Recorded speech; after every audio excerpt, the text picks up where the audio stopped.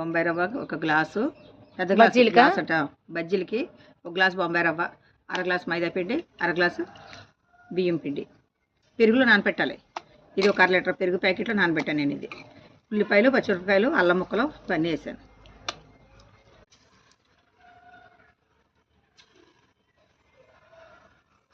ఇలా చిన్న చిన్న బజ్జీల్లో వేసుకోవాలి.